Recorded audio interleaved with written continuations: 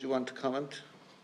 Yeah, can I just give you a brief history of Shane and our life for the last 12 years.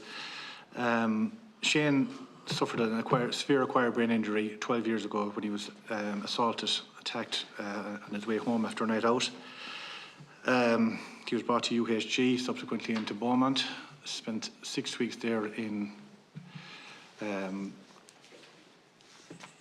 getting treatment there, and then was subsequently transferred back to UHG, where he spent a further 6 months. Transferred from there to Dunleary for 3 months of rehabilitation. And like Reinhard, the first question we were asked when we went in the door of Dunleary was, what nursing home is he going to? Unfortunately, where we live, we couldn't bring Shane home, but we had planned to build a house and get him home, and we were told maybe you should think the other line. Maybe the nursing home is the best avenue. So after the 3 months, back to hospital, and subsequently then he was removed to a nursing home in Tuam. So basically for the last 12 years, Shane's life has been in a nursing home. It's been very difficult for us as a family. My wife Joan spends possibly 6 to 8 hours a day with him. Even though he's being cared for in the nursing home, Joan is with him all the time. And I subsequently go down the evening time when I can after work. But again, just going back to what happened with Porrick some years ago when COVID hit the nursing home, Shane's oxygen levels dropped so severely he was rushed into hospital. We followed him in, and Joan went in with him into A&E and was allowed to stay with him. She stayed in a room with him for the week, just so that he'd have someone with him, someone that wouldn't be a stranger to him. It wasn't until 3 weeks afterwards that Joan sat down with me and, she said, I have to tell you something, don't get mad. I said, what is it, love? And she said, when she went into A&E, she was brought into a room and sat down and told that if Shane's condition didn't improve, that there would be no intervention and they would make him comfortable. He was a 31-year-old man. What did they mean by make him comfortable?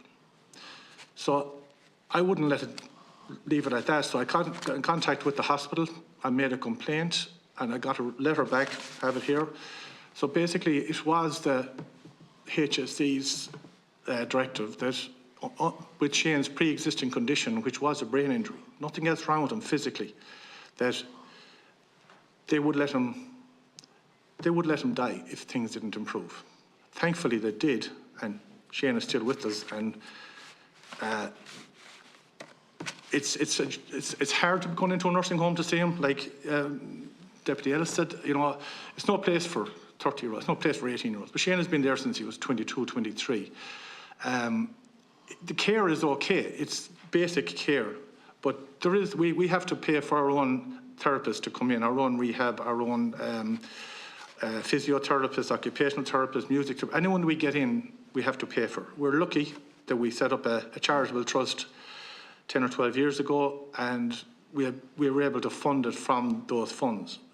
But a simple thing, like Shane has a problem with his teeth for 5 years.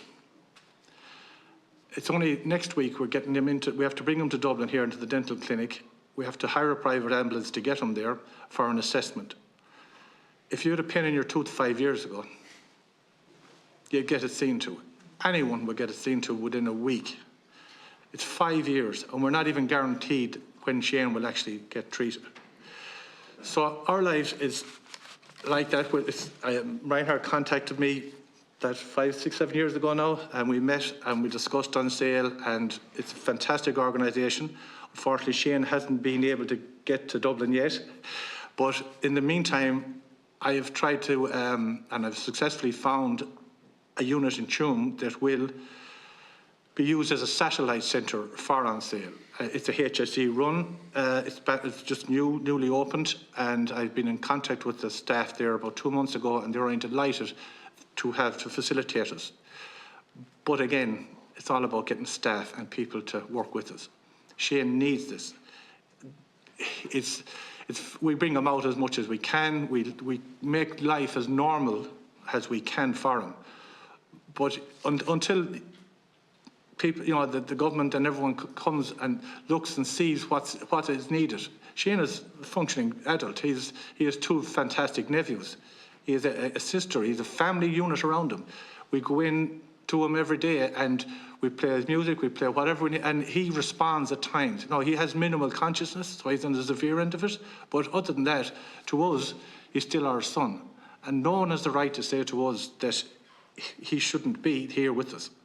And it's only decency, it's only something we're asking for, that any of you would ask for a sick child. That's what we're looking for. And we're hoping that, again, with Reinhardt's project at Chalk and Sale, that when it is up and running, that we will be able to bring Shane up there. He'll be able to stay up there with and have treatments for a month, because we can't go up and down in a day or 2 days. There's no place in Dublin at the moment that will cater for Shane as in an overnight stay because of his condition.